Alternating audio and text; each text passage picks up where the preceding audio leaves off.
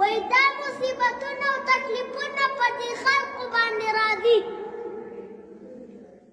خو دا خلک درې قسمه دي.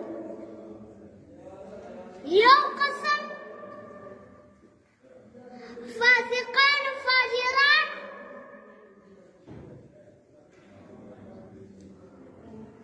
بدکاران، او دریم قسم د الله دوستان اولیاء الله دي. فاسقان و فاجران و بدکار باندې چې دا مصیبت او مرګ راځي،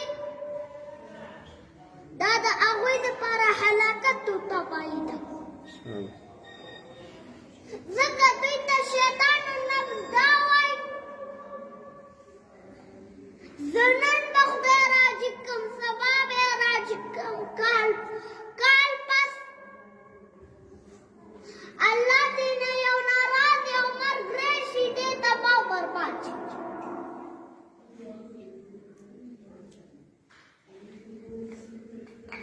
موسی علیه السلام الله ته عرض کړ،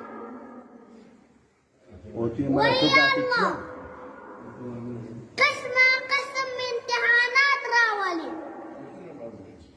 الله ورته وایي زما پیغمبره، زما په کارونو باندې څوک پوهېږي نه، په دې زه پوهېږم.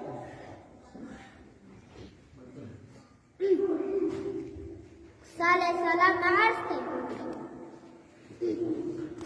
وای الله ستا په دې کارونو باندې ولې خلک نه پوهېږي؟ یوه ورځ به یې درته وښیم.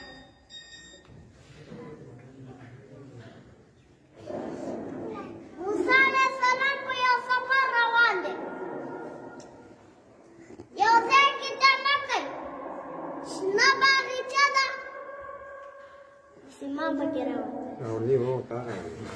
ده، ورسره خوا کې چینه ده، اوږد بدن موسی علیه السلام کړی، چرنده مې وکړه، اوبه یې وڅښلې، سخته ګرمي ده.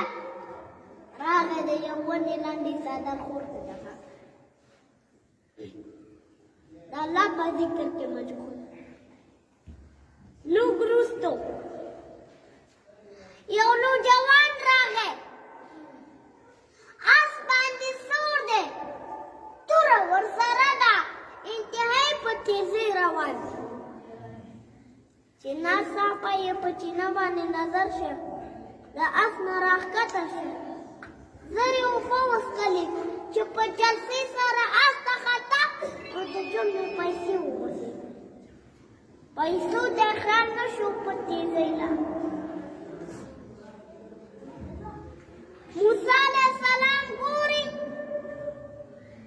ناشنا ننداره ده، وروستو یو ګربه راغی، کونډ راغی، میږي بیا یې رمۍ یو طرف ته کړه، راغی چې اوبه وڅښي، نو د هغه سړي نه چې پیسې غورځېدلې وې، اوبه یې هم وڅښلې او دا پیسې هم راجع شوې، دی هم جیب کې واچولې وې.